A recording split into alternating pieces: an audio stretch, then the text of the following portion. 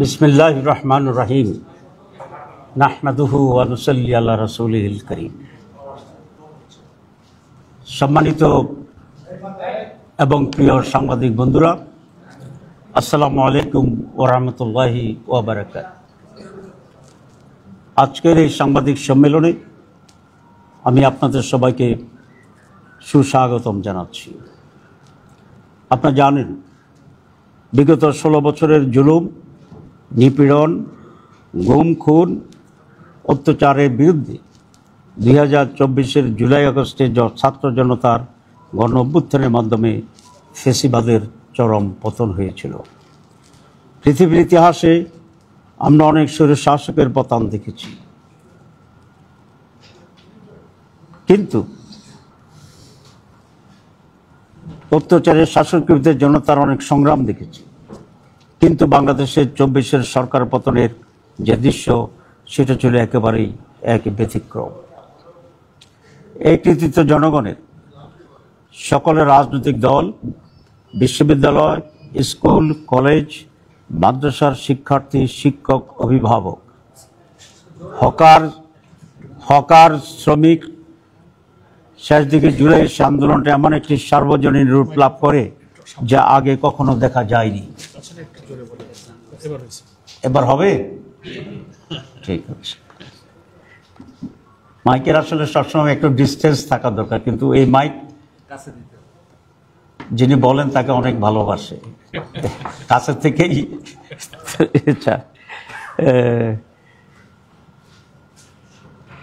Hawker, শ্রমিক, শেষ থেকে জুলাইতে সে আন্দোলনটা এমন একটি সার্বজনীন রূপ লাভ করে যা আগে কখনো দেখা যায়নি। বাংলাদেশে আর যেন ফ্যাসিবাদ ফিরে না আসে, আবার যেন সেই দুঃশাসন ফিরে আসতে না পারে, দেশে একটি ইনসাফপূর্ণ, বৈষম্যর দুর্নীতিত সমাজ কায়েম হবে, এই আকাঙ্ক্ষা ছিল সর্বস্তরের জনগণের। গণতান্ত্রিক শাসন ব্যবস্থা পুনঃপ্রতিষ্ঠা, সভা সমাবেশ করার অধিকার, বাক স্বাধীনতা, ভোটাধিকার নিশ্চিত হওয়ার অভিপ্রায় ব্যক্ত করে আপামর জনসাধারণ। সেই প্রত্যাশাকে সামনে রেখেই জনগণ বর্তমান অন্তর্বর্তী সরকারকে দায়িত্ব দিয়েছিল। জুলাই আন্দোলন সংগ্রামের ঘটনাকে ধারণ করে জুলাই ঘোষণাপত্র ও জুলাই সনদের দাবি ছিল সর্বমহলের। এ নিয়ে জাতীয় ঐকমত্য কমিশন রাজনৈতিক দলগুলোর সাথে দীর্ঘ সংলাপ করেছে। প্রিয় সাংবাদিক বন্ধুগণ, অন্তর্বর্তী সরকারের প্রধান উপদেষ্টা জাতীয় সংসদের দক্ষিণ প্লাজায় গতকাল 5 আগস্ট এক অনুষ্ঠানের মাধ্যমে 28 দফার জুলাই ঘোষণাপত্র পাঠ করেন। মাননীয় প্রধান উপদেষ্টার এই ঘোষণাপত্র ছিল একটি অপূর্ণাঙ্গ বিবৃতির মতো। এতে গণমানুষের প্রত্যাশার পরিপূর্ণ প্রতিফলন ঘটেনি। ঘোষণাপত্রে দীর্ঘ লড়াই সংগ্রামের কথা বলা হলেও 1947 সালের আজাদিকে উপেক্ষা করা হয়েছে। এতে পিলখানা হত্যাকাণ্ড, শাপলা হত্যাকাণ্ড, 28 অক্টোবরের হত্যাকাণ্ডের উল্লেখ নেই। জুলাই গণ অভ্যুত্থানের আলেম ওলামা, মাদ্রাসা শিক্ষক ও ছাত্র, প্রবাসী ও অনলাইন অ্যাক্টিভিস্টদের ভূমিকার কথা উল্লেখ নেই, যা ইতিহাসের প্রতি অবিচার ও অবহেলা ছাড়া আর কিছু নয়।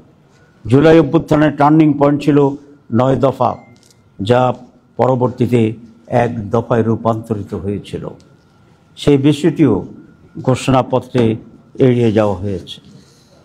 প্রিয় সাংবাদিক বন্ধুগণ, জুলাই গণ অভ্যুত্থানের প্রধান আকাঙ্ক্ষা ছিল রাষ্ট্র সংস্কার। এই জন্য 6টি কমিশন গঠন এবং জাতীয় ঐকমত্য কমিশনের সাথে 2 মাসের অধিক কাল যে কাজ, মৌলিকভাবে ঐকমত্যের মাধ্যমে জুলাই সনদ প্রণয়নের সিদ্ধান্ত হয়েছে। অথচ প্রধান উপদেষ্টা কর্তৃক গঠিত জুলাই ঘোষণাপত্রে তার কোনো উল্লেখ নেই। ঘোষণা কখন কিভাবে কার্যকর হবে তা উল্লেখ না করে ঘোষণাকে কিছুটা হলেও গুরুত্বহীন করে ফেলা হয়েছে। পরবর্তী সরকারের হাতে বাস্তবায়নের দায়িত্ব দেওয়ায় হাজার হাজার মানুষের আত্মত্যাগ, রক্তের বিনিময়ে অর্জিত জুলাই চেতনা ও আশাকাঙ্ক্ষা ভুলুণ্ঠিত হয়েছে। বাংলাদেশ জামাত ইসলামী গণ অভ্যুত্থান পরবর্তী সময় থেকে দেশে গণতান্ত্রিক শাসন ব্যবস্থা ফিরিয়ে আনা ও ইনসাফ ভিত্তিক দুর্নীতিমুক্ত সমাজ গঠনের লক্ষ্যে সংস্কার, গণহত্যার বিচার ও সুষ্ঠু নির্বাচনের দাবি জানিয়ে আসছে। সরকারের প্রধান উপদেষ্টাগত নির্বাচনের যে টাইমলাইন ছিল, জামাত শর্ত সাপেক্ষে এটাকে সমর্থন দিয়ে আসছে শুরু থেকেই। আপনারা জানেন আমাদের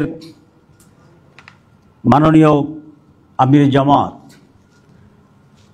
অনেক আগ থেকেই নির্বাচন সম্পর্কে জামাতের স্ট্যান্ড পরিষ্কার করে বলেছে। বিশেষ করে 16 এপ্রিল 2025 সালে তিনি স্পষ্টভাবে সাংবাদিকদের সামনে ঘোষণা দিয়েছিলেন যে এই নির্বাচন রোজার আগে ফেব্রুয়ারি মাসে হতে পারলেই সবচেয়ে উত্তম হবে।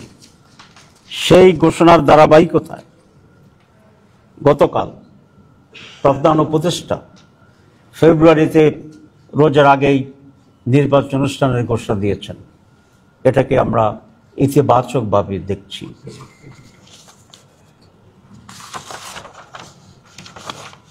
এটা আমরা মনে করি আমির জামাত যে টাইমলাইন দিয়েছিলেন গতকালের প্রধান উপদেষ্টার রমজানের আগে ফেব্রুয়ারিতে নির্বাচন ঘোষণার যে তারিখ ঘোষণা, তার সেই দাবিকেই পূরণ করা হয়েছে। কিন্তু তারিখ ঘোষণার আগে বাংলাদেশের যে রাজনীতি ইতিহাস আছে সেখানে কতিপয় ট্রেডিশন ছিল। সেটা হচ্ছে নির্বাচন তারিখের আগে যিনি সরকার প্রধান থাকেন তিনি মেইন স্টেক হোল্ডার প্রধান রাজনৈতিক দলগুলোর সাথে সবসময় মত বিনিময় করে আসছে। এমনকি নির্বাচন কমিশনও বিভিন্ন গুরুত্বপূর্ণ রাজনৈতিক দলগুলোর সাথে নির্বাচন সম্পর্কে আলাপ আলোচনা করার এই ট্রেডিশন ছিল। আমরা আশা করি নির্বাচন কমিশন সেই ট্রেডিশন পূরণ করে রাজনৈতিক দলগুলোর সাথে আলোচনা করবেন। কিন্তু প্রধান উপদেষ্টা এই ঐতিহ্যকে ব্যত্যয় ঘটিয়ে কোনো বড় রাজনৈতিক দলগুলোর সাথে আলাপ আলোচনা না করে একতরফাভাবে এই ঘোষণা দিয়েছিলেন। এটা খুবই ভালো হতো তিনি রাজনৈতিক দলগুলোর সাথে আলাপ করে একটা কনফিডেন্সে এনে যদি এই ঘোষণাটি দিতে পারতেন। প্রিয় সাংবাদিক বন্ধুগণ, জামাত ইসলামী একটি নির্বাচনমুখী দল। অতীতের সকল গ্রহণযোগ্য নির্বাচনে জামাত ইসলামের অংশগ্রহণ ও প্রতিনিধিত্ব ছিল, সংসদের প্রতিনিধিত্বও ছিল। সাদেশে জামাত ইসলামী নির্বাচনের প্রস্তুতি চলছে। আমরা লক্ষ্য করছি নির্বাচনের উপযুক্ত যে পরিবেশ থাকার কথা ছিল তা সরকার এখনও নিশ্চিত করতে পারেনি। এই জন্য প্রধান উপদেষ্টা ঘোষিত টাইমলাইন অনুযায়ী অবাধ, সুষ্ঠু, নিরপেক্ষ ও গ্রহণযোগ্য নির্বাচন করার জন্যই জুলাই সনদের ভিত্তিতে আগামী নির্বাচনের ব্যবস্থা গ্রহণ করতে হবে। এ লক্ষ্যে জাতীয় ঐকমত্য কমিশন যে জুলাই সনদ প্রণয়নের প্রস্তুতি নিচ্ছে, বর্তমান অন্তর্বর্তী সরকারকে তার আইনি ভিত্তি দিতে হবে এবং এই সনদের ভিত্তিতেই আগামী নির্বাচন অনুষ্ঠান করতে হবে, অনুষ্ঠিত হইতে হবে। এর অতীতেও এই ধরনের সিদ্ধান্তের অনেক দৃষ্টান্ত বাংলাদেশে আছে, দেশের বাইরে তো আছেই।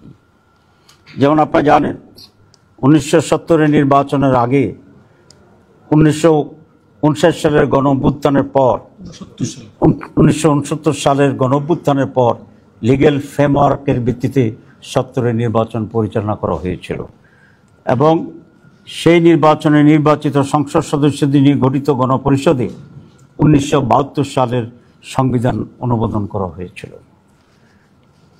স্বাধীনতা ঘোষণাপত্রের মাধ্যমে 10 মাস মুজিবনগর সরকারের মুক্তিযুদ্ধ পরিচালনা এবং স্বাধীনতার পরবর্তী সরকার গঠনের পূর্ব পর্যন্ত 75-এর পট পরিবর্তনের পর এবং প্রেসিডেন্ট জিয়াউর রহমান প্রধান সামরিক আইন প্রশাসক হিসেবে দায়িত্বভার গ্রহণ, দেশ পরিচালনা, দল গঠন, সামরিক প্রশাসন থেকে প্রেসিডেন্টের দায়িত্ব গ্রহণ সহ 75 থেকে 79 সাল পর্যন্ত শাসনকালের গণভোট, অধ্যাদেশ জারি এবং এই অধ্যাদেশের মাধ্যমে ক্ষমতা আরোহণ ও দশ পরিচালনার মতো বৈধতা দিয়েছিল, যা পরবর্তী সংসদ সেটা অনুমোদন করে। আপনি এটা জানেন যে একটা হানা ভোট হয়েছিল জিয়াউর রহমানের সময়, যেখানে 90-র বেশি ভোট কাস্ট হয়েছিল। এরপরে 1990-র গণঅভ্যুত্থানের পর 3 জোটের রূপরেখার ভিত্তিতে বিচারপতি শাহাবুদ্দিনের তত্ত্বাবধায়ক সরকারের অধীনে একটি সুষ্ঠু নিরপেক্ষ নির্বাচন অনুষ্ঠিত হলেও তার আইনি ভিত্তি না থাকায় এই রূপরেখার অন্যান্য বিষয়গুলো পরবর্তীতে বাস্তবায়ন হয়নি। সুতরাং এটা খুব স্পষ্ট যে অতীতের এ সমস্ত নজিরের পর জুলাই জাতীয় ঘোষণাপত্রের আইনি ভিত্তি দিতে কোনো ধরনের আইনগত বাধা নেই এবং এটা সহজ করে এটাকে আইনি ভিত্তি দেওয়া সম্ভব। এবং আমি আবার রিপিট করতে চাই যে নির্বাচনের সম্ভাব্য তারিখ বা মাস ঘোষণা করা হয়েছে সেই নির্বাচনটি এই জুলাই সনদের ভিত্তিতেই হতে হবে। এটা পুরো জাতির এবং সরকারের কমিটমেন্টও আছে। সরকার বলেছে যে কমিশন, তারা রিফর্মস কমিশন করেছে রিফর্ম করার জন্য, এবং সেই রিফর্মের ভিত্তিতে নির্বাচন হবে। এটা জাতির প্রতি আজকের প্রধান উপদেষ্টার কমিটমেন্ট ছিল, আপনারা জানেন। সুতরাং এই দাবিকে আমরা আবার রিটার্ট করতে চাই, গুরুত্ব দিয়ে বলতে চাই যে আগামী নির্বাচন জুলাই সনদের ভিত্তিতেই হতে হবে। প্রিয় সাংবাদিক বন্ধুগণ, আমাদের আকাঙ্ক্ষা আসন্ন জাতীয় নির্বাচনের তফসিল ঘোষণার পূর্বেই জুলাই জাতীয় সনদ প্রণয়ন দ্রুত সম্পন্ন করে অধ্যাদেশ, এলএফও, লিগ্যাল ফ্রেমওয়ার্ক অথবা গণভোটের মাধ্যমে আইনি ভিত্তি প্রদান করে অন্তর্বর্তী সরকারের সংস্কার কার্যক্রম পূর্ণতা পাবে। এবং এটা যদি না হয় তাহলে অন্তর্বর্তী সরকারের কার্যক্রম বিফলে যাবে।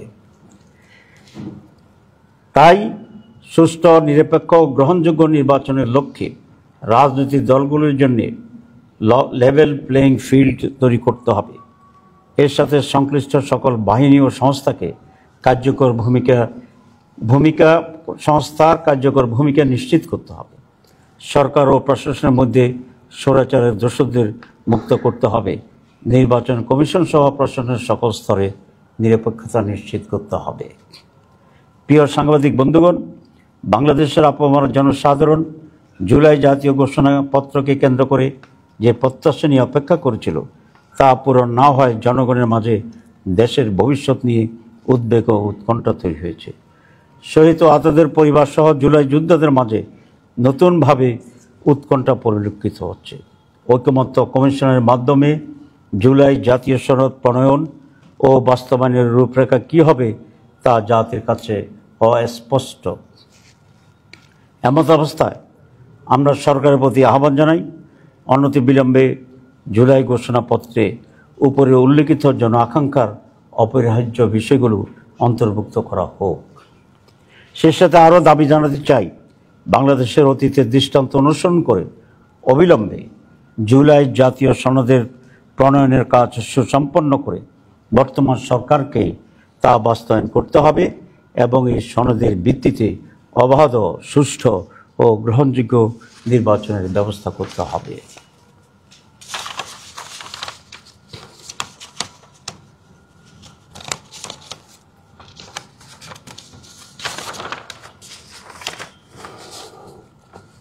ধৈর্য সহকারে আমার বক্তব্য শোনার জন্যে বাংলাদেশ জামাত ইসলামের পক্ষ থেকে আপনাদের প্রতি আন্তরিক কৃতজ্ঞতা প্রকাশ করছি। আল্লাহ হাফেজ। বাংলাদেশ জিন্দাবাদ। বাংলাদেশ জামাত ইসলামী জিন্দাবাদ। কপিগুলো দিয়ে দাও।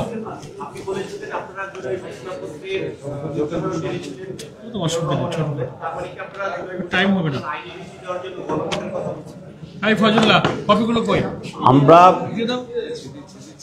আমরা জুলাই ঘোষণাপত্রের ব্যাপারে আমরা বলেছি যে এটাকে আইনি ভিত্তি দিতে হবে এবং সংবিধানের যে প্রিএম্বল আছে এটাকে প্রিএম্বলে অন্তর্ভুক্ত করতে হবে। এক্ষেত্রে বিএনপি তো বলছে এটিকে নির্বাচিত সংসদ ছাড়া আইনি ভিত্তি দেওয়ার সুযোগ নেই, বারবারই বলেছেন যে এখন প্রোক্লেমেশন করবে এবং পরে এটাকে সাংবিধানিকভাবে আইনি ভিত্তি দেবে, দুটেই একসাথে হবে।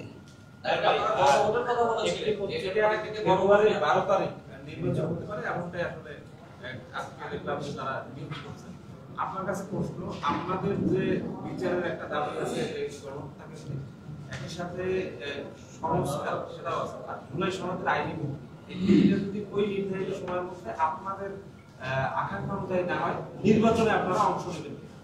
আমরা বলেছি যে নির্বাচনের যে তারিখ ঘোষণা হয়েছে এটা আমাদের আমির জামাতের যে টাইমলাইন বলেছিল সেটাকে এটা স্যাটিসফাই করে এবং আমরা এই নির্বাচনকে ইতিবাচকভাবে দেখি।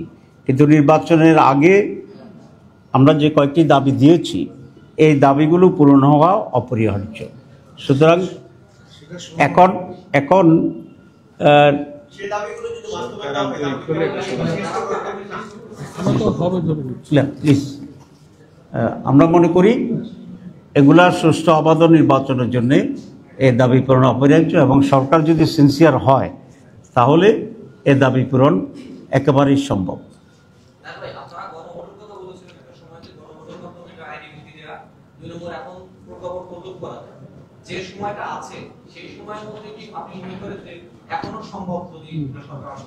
জি, আমরা তিনটি অল্টারনেটিভ কথা বলেছি এবং যেগুলো আইন কভার করে। এর ভিতরে আমরা তো বলেছি LFO এই সিস্টেম আছে, আমরা বলেছি যে প্রজ্ঞাপন জারি করে এটা করা সম্ভব, আমরা বলেছি এখানে গণভোটের মাধ্যমে এটা সম্ভব। এখানে প্রথম দুইটা ইজিয়ার এবং তেমন কোনো সময় ক্ষেপণ করার কোনো প্রয়োজন নেই। এই দুটারও একটা গভর্নমেন্ট নিতে পারেন। তারপরে যদি গভর্নমেন্ট মনে করেন যে না আমরা গণভোটের দিকে যাব, এটাও আমাদের একটা দাবি, সেই ব্যাপারেও গণভোট করা এখানে সম্ভব। এখনও তো 6 মাসের বেশি সময় আছে। এটা নির্ভর করবে সরকারের সুষ্ঠু নির্বাচন করার ক্ষেত্রে তার কতটুকু আন্তরিকতা আছে।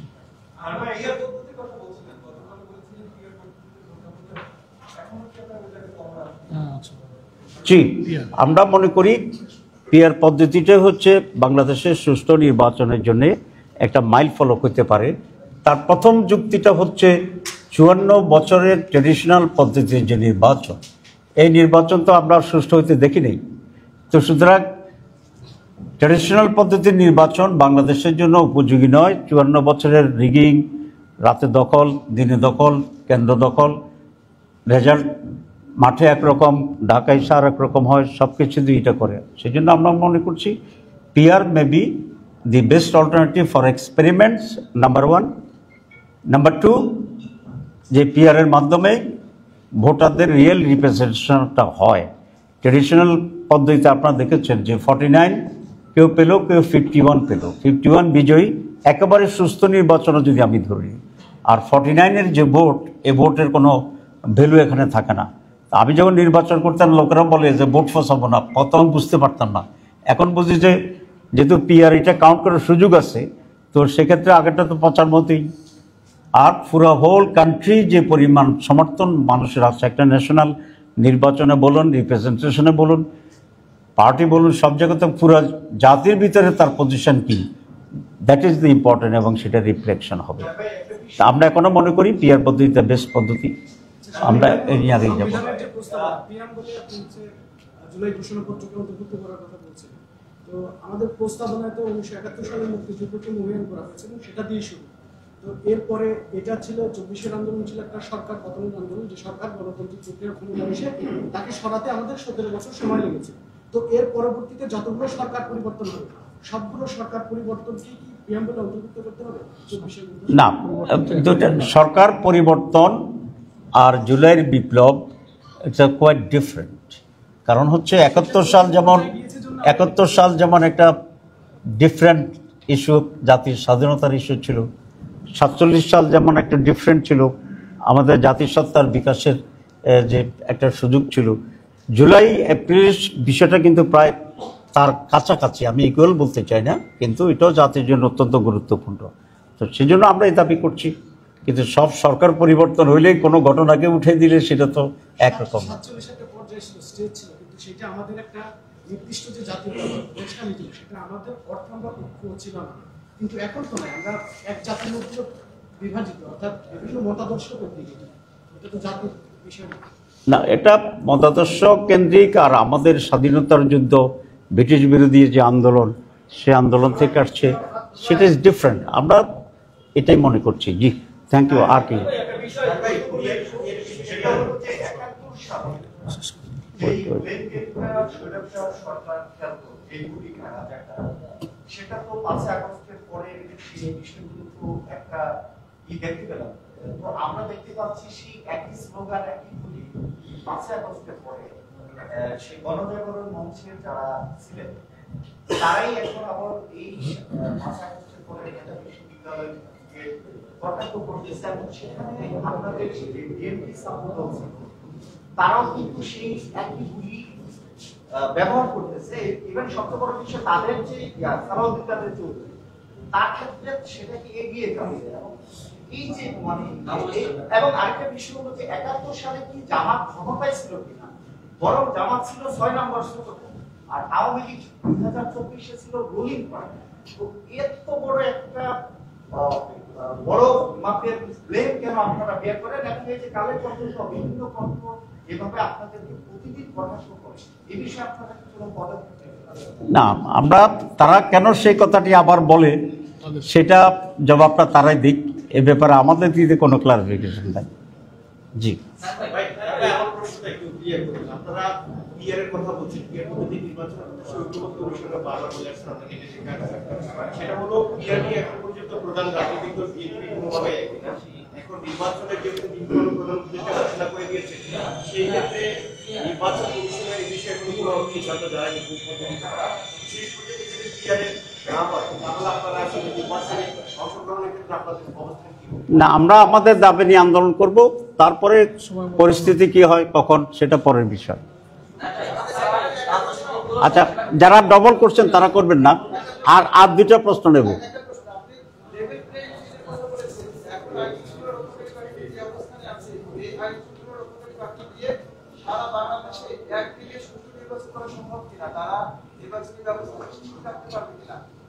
আমরা মনে করি যে আইন শৃঙ্খলা পরিস্থিতি বর্তমানে যেটা বিরাজমান, সেটা মাধ্যমে একটু সুষ্ঠু অবাধ নির্বাচন করা খুবই ডিফিকাল্ট হবে। সেই জন্যই এখানে আমাদের পরিস্থিতির উন্নতি করা দরকার এবং যা যা পদক্ষেপ নেওয়া দরকার সবগুলি নিতে হবে। আমরা কিছুটা ইঙ্গিত এখানে দিয়েছি। লাস্ট কোশ্চেন, তাহলে আপনি তো করছেন আগে একটা, এটা লাস্ট কোশ্চেন। জি, যদি বাস্তবায়ন না হয় এবং একই সঙ্গে আপনাদের যে টিআর সহ লেভেল প্লেইং ফিল্ড যে বিষয়গুলো ছিল এগুলো যদি বাস্তবায়ন না হয় তাহলে নির্বাচনে যাওয়ার ক্ষেত্রে আপনাদের কোনো বলা হয়েছে আচ্ছা, এই প্রশ্নের জবাব তো দেওয়া হয়েছে। জি, তারপরে আর তো নাই, শেষ কোশ্চেন। তো সবাইকে ধন্যবাদ। ফিয়ামানিল্লাহ, আসসালামু আলাইকুম।